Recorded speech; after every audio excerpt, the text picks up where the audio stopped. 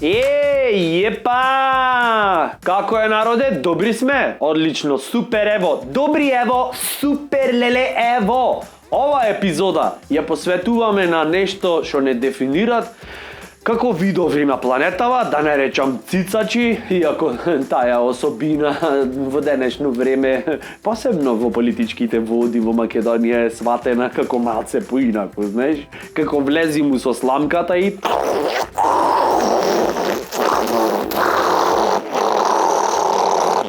Исцицај све дуримат. Тоа е друго, то пијајца се викат. Цицачи се нешто сосема друго. Значи, ова епизода ја посветуваме на една прекрасна течност со која што сите растевме на времето.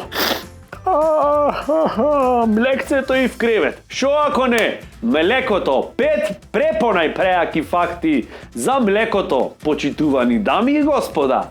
Намити. Факт број 5. Кравите во светов произведуваат околу 90% од севкупната количина на млеко на планетава, што значи крава кој ќе видиш. Требите респект кон неја, а не се понашаме пијари краво една, што во суштина не би требало ни да ја навреди, затоа што доста ја си е. Факт број 4, ова мистично е така, да речам. Млечниот пат се верува дека настанал од капките на млекото на божицата Хера, која со своите гради го доела Херкулес Хера, жената на Зевс. Млечниот пат, цела галаксија настанал од капките, од млекото, од дојките на Хера. Бош, од дојки истории, бе, брат. Значи, тоа е една грчка легенда. 100% ние имаме и наша внатрешно македонска револуционерна легенда, античка, која вели дека млечниот пат е настанат не од капките на млекото на Хера, туку од Александар Македонски, кој во својата небиднина се упатили, дури понатаму од Индија, тој одејќи од правот на нозете на Александар, ето така се измешало со нели тој наш антички ген и од тоа е направен не само млечниот пат, туку Вселената.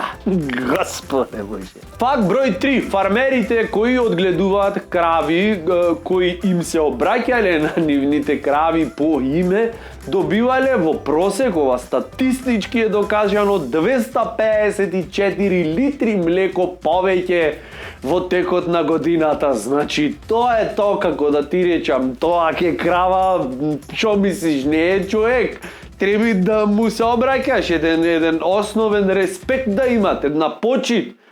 Друго е, ако ќе и речи, Шарке, како си ми денеска, добро е? Едно наргиле ти донесам, та не млеко, душата ќе ти ја дај.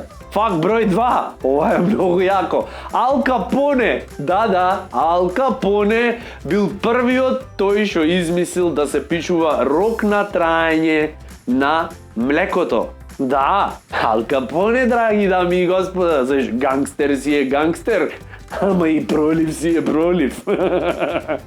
Кој го имал, знае. Не рок на траење, све ќе измислиш, само поќе во животов расипано млеко да не се напиеш. Факт број 1. Ставање на жаба во сад со млеко е стара руска рецепта која помага млекото да не се расипе, да не се скисли демек, за да можеш да го пиеш. Ти да пиеш млеко со жаба во него.